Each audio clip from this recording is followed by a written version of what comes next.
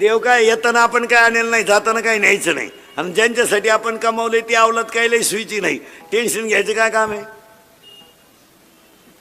आपण बांध करून वाढवायची, त्यानं ठेप लावून इकायची, का कमवायची? आपण पाणी घालून दूध इकायचं आणि त्यानं पाणी टाकून प्यायची. मग गोरज पेलेलं काय वाईट आहे? हाय पेतोच आहे. लई टेन्शन मध्ये नाही जगायचं महाराज. लई कधी बी शेतकऱ्याने एक प्रमाण पाठच करून ठेवायचं. संसाराचं वाटुळं झालं तेव्हा तुकाराम महाराज गालात हसले, म्हणले बस बरे झाले देवांनी घाले दिवाळे, एवढं पाठ करायचं. आता तुम्ही मी किती कमावलं, काय मागच्या आवलं दिलं घेणं? आपला पोरे आपल्याला प्रश्न विचारित होई, काय केलंय माझ्यासाठी? आता आपण केलं ते सांगायचं का? बाप म्हणला मारली झक मॅम, आता काय करता? तो लगेच म्हणतो कोणी मारायला सांगितली, म्हणजे घ्या ठोकून, काय उपयोग काय? चिंता बिंता काय करायची नाही महाराज. अभंगातला दुसरा मुद्दा संपला. पटकन तुम्हाला अभंगाकडे जातो, कारण ज्या विषयाचे कीर्तन आहे तो मुद्दा महत्वाचा आहे. आज कीर्तनाला घेतलेला अभंग तुकोबारायांचे कडवे चार आहेत. पहिला मुद्दा. दुसरा मुद्दा चिंता बिंता काय करायची नाही. कटेवर हात विटेवर उभा तो जगाचा बाप, तो राजाचा रंकही करू शकतो, रंकाचा राजाही करू शकतो. दिवस कोणाचेही फिरतात. इंग्रज गेल्यापासून सगळ्या लोकांनी वनवास काढला आतापर्यंत. शेतकऱ्याला तर पहिल्यापासूनच वनवासी, त्याचं नावच फार्मर आहे. फार्मर. शेतकऱ्याला इंग्रजीत काय म्हणतात? फार्मर. फार्मर. फार्मर. त्याचं नावच किती सुंदर आहे, फार्मर. आतापर्यंत जगाच्या इतिहासात संतांनी त्रास काढला, शेतकऱ्यांना त्रास काढला, नोकरीवाल्यांनी त्रास काढला. एकच माणूस असा होता इंग्रज गेल्यापासून का त्याला या जगात वनवास नव्हता, आमदार. त्याला सुद्धा मागच्या महिन्यात वनवास आला. इथून हलायचं नाही, इथं थांब, याला मुतून आण रे, इथंच थांब. अरे तो म्हणला मी कपडे आणले नाही, तसा बस पण हलायचं नाही. दिवस कुणाचे फिरतात, फक्त नम्रतेनं जगायला शिका. यावर आपलं मत काय? आयुष्य फार थोडं आहे. जे रोग आपल्या ऐकिवात नव्हते ते रोग ह्या 15 वर्षात आले. पांढऱ्या पिशी तांबड्या पिशी आपल्या आजीनं ऐकलं नव्हत्या. आज्याला तर पिशीच नव्हत्या, त्याला कधी सर्दी सुद्धा झाली नाही. ते 82चं होतं तरी दनादन आऊ टाकायचं. 82चं म्हातारं बिन चष्म्याचं वाचित आहे आणि ज्युनियर केजीचं उचलून गाडीत बसवायला लागत. गाडी आली त्याला 2 ड्रायव्हर दिसल्या. ज्युनियर केजीचं एवढे 2.5 ते गाडीत बसवायला. ते गाडीत बसलं का झोपाते, शाळा आली का उठाते, परत उतरवलं का झोपाते. हो, हे पांढरे पिशी तांबडे पिशी हे रोग आपल्या ऐकिवत होते का कधी? कधीच नाही. आणि हे काल त्याचे उत्तर ऐकायचे. आता कोणत्याही माणसाला पांढरे पिशी डॉक्टरकडे नेलं की डॉक्टर लगेच म्हणतात पिशी कमी झाल्या. तुम्ही एका डॉक्टरच्यावर कधी ट्रीटमेंट घेऊ नका. लगेच 2 दिवसाचा गॅप घेऊन दुसऱ्या डॉक्टरकडे चेक करा, फरक पडतो. काय म्हणणं आहे तुमचं? हा रिपोर्ट इकडं शेजारी असेलच असं नाही, यावर तुमचं काय मत आहे? कर्त्यांची ती साखळी राहते. सोनोग्राफी यांच्याकच करायची, इकडे केलं उरफाटी चित्र निघत्या का? पण त्यांची ती साखळी असते. मी चिठ्ठी देतो आणि हा सगळा गेम कशावर चालू आहे? चिठ्ठीवर. म्हणजे पीसी चेक करी जा. दुसरी गोष्ट अटॅक कधी ऐकत होता का? एज्युकेटेड लोक नीट ऐका. कोणी शिक्षक डॉक्टर बिक्टर प्राध्यापक कोणी शिक्षक असलं तर पुढारी फडारी. Attack is a not a disease. Underline. इतकं पोरग आहे, इतकं एवढंच आहे, असं इतकंच आहे. चपला कोणीकडे बुट कोणीकडे. केरळवरून आले, हवा भरीत आहे गाडीला, त्यानं हायवेला गुंठा घेतलाय. हवा भरून आणि आपल्याला गुंठा इकून स्कॉर्पिओ घेतली, त्याची हवा आपल्या गाडीत भरते. 35 कर 35. केवळ अहंकारामुळे आपली लोक संपली. तुमचं काय मत आहे? माघार घ्यायला शिका. काय फरक पडत नाही हो, थोडंच माघार होईल. आता समजा एखाद्याला बसल्या बसल्या मला घोडा लावला खालून, काय बोलतो बोले घोडा, आपण त्याच्याकडे लक्षच नाही द्यायचं, जे कोणचं होईल. मी एवढंच शिकायचं ना फक्त. किती मोठा जे जे जे मला सांगा तुम्ही मी सगळे घरात कोणाला जास्त घाबरतो? बापाला नाही, बाप तर आपल्या पुढे काही विषय नाही.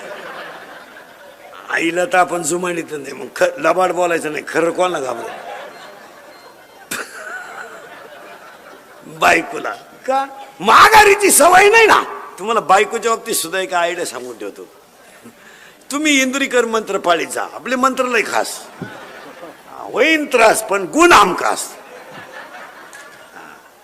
तुम्हाला जर घरी लवकर निघायचं असेल ना, घरातून सकाळी लवकर चहा प्यायचा असेल ना, बायको तर काय लवकर चहा करीत नाही. मी काय आयडिया सांगू ठेवतो तुम्हाला. एकच वाक्य बोलायचं फक्त, तिला ऐकू गेलं पाहिजे. तीनदा तीनदा नाही बोलायचं. मग मी आला तू फक्त एवढं म्हणायचं, काल आलता तुझ्या भावाचा फोन,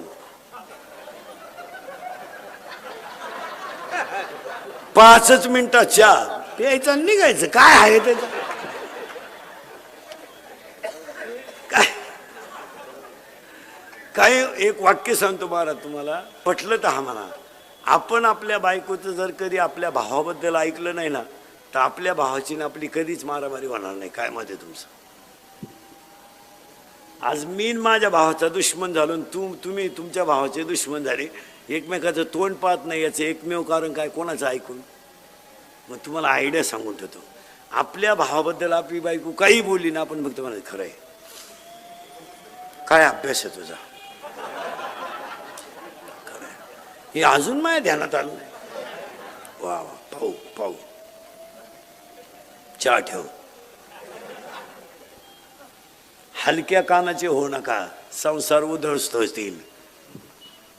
हलक्या कानाचे हो नका, संसार उद्ध्वस्त होतील. जड कानाचे व्हा, संसारात यश येईल.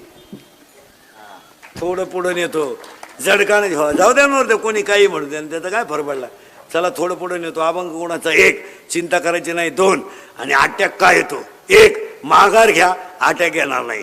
2, हसत जा, अटॅक येणार नाही. 3, विसरून जा, अटॅक येणार नाही. आणि it is not a disease. हा रोग नाही, हे रोग बिग नाही. एवढंच आपण लावून धरले बा, त्याला अटॅक आला. काही लोक म्हणले तो दिंडीत मिळाला बा, अहो तो आजारीच होता. हे नाही, अटॅक बिटॅक काही नाही. फक्त तुम्ही समाधानानं जगायला शिका. काय मत आहे तुमचं? आता ज्याला 4 रविवार सुट्टी आहे, 2 शनिवार सुट्टी आहे, 96,000 पेमेंट आहे, त्याला अटॅक यायचं काय काम आहे? जो 70च्या पल्सरवर मोकळा हिंडतोय, 10चा मोबाईल आहे त्याच्या हातात, 2-2.5 हजाराचा त्याच्या पायात बूट आहे, रुपये इन्कम नाही, त्याला काय टेन्शन यायची गरज आहे? 11वीला जाते, आता शिकते, ते प्राध्यापकाची टिंगल करते. त्याला 1.5 लाख पेमेंट आहे, तुझ्या अंडरपॅन्टला वा झाल्या तरी तू येडेवाणी करतो. 70ची पल्सर आहे अवघी, 70ची पल्सर आहे त्याला फिरायला, 10चा मोबाईल आहे, 2-2.5 हजाराचा त्याच्या पायात बूट आहे, आणि रुपया कमीत नाही. वरून बाप 100 देतो पेट्रोलला. राहू दे, वंशाचा दिवा आहे तू. ही दरिद्री 100 देती, ही तर लय खोडीची. ही उलटी पोराला म्हणते अजून 100 राहू दे, त्याचं ऐकू नको. त्याच तो पहिल्यापासून तसाच आहे. कोण? तो त्याला मी 9वी पासून पाहते.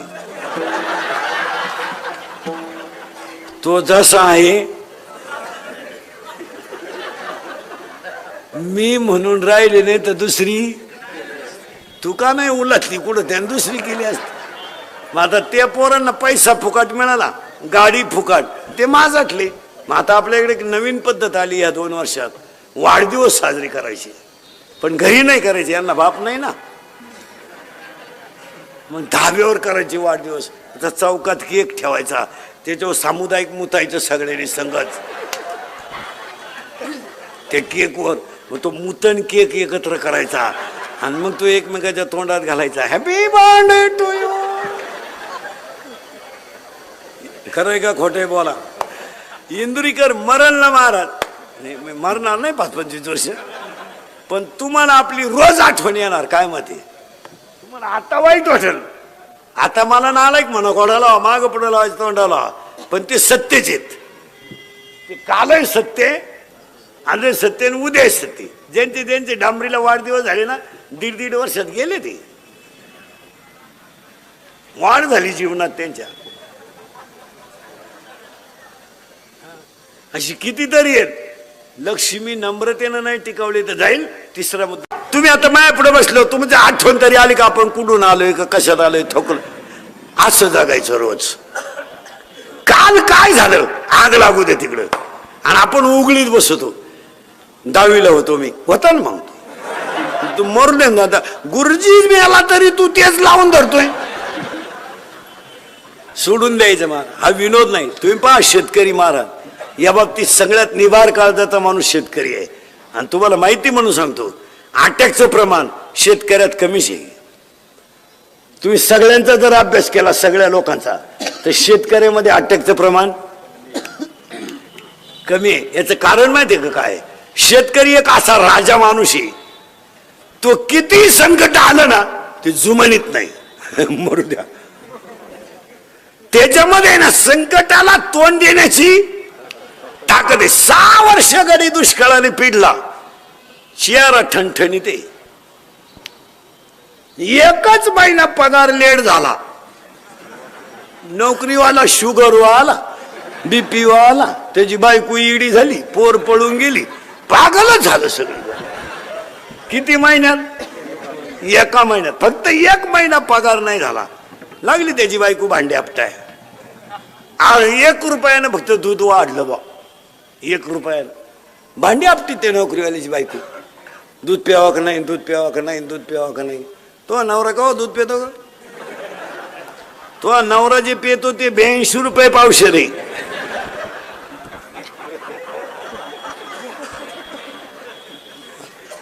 अर्धा लिटर दूध घेते, पण दुधावाल्याला जाम करती. पाणी टाकलं, पाणी टाकलं. अगं मागच्याच महिन्याचे पैसे दिले नाही तू का शांतपणे करती. पाणी टाकलं, पाणी टाकलं. आणि नवरा जेव्हा बसला का पाणी नेऊन देते. पाणी टाका, पाणी टाका, पाणी टाका. पाणी टाकीत राहा, अजून लय वाश येतो. पाणी टाका, पाणी टाका, पाणी टाका. एवढी घाण प्याता का तुम्ही? पाणी टाका, पाणी टाका. नंतर तुम्ही आखरात मला पप्याला त्रास द्याल. पाणी टाका, टाका, टाका पाणी. महाराज, निवार काळजाचा माणूस जर कोण असेल तर फक्त शेतकरी. काही संकट येऊ देव, बिचाराला संकटाची मालिकाच लागली त्याच्या पुढं. 6 वर्ष पाणी नव्हतं, आलं पाणी. पाणी रोग संगच. एक पीक असं नाही सध्या का त्याला रोग नाही. एक एक एक पीक असं नाही का त्याला मिळालं खावाट फवारू फवारू. एक तर निम्या रात्री बायको शेजारी झोपलं आणि रातचं खाट हलवायचं. ते त्याची बायको म्हणली, तुम्हाला काय झालं? तो मला उद्या पंप आणायचा आहे. मग का खाट मोडी टाका. ते प्रॅक्टिस करीत होतो कांद्याचं रोप.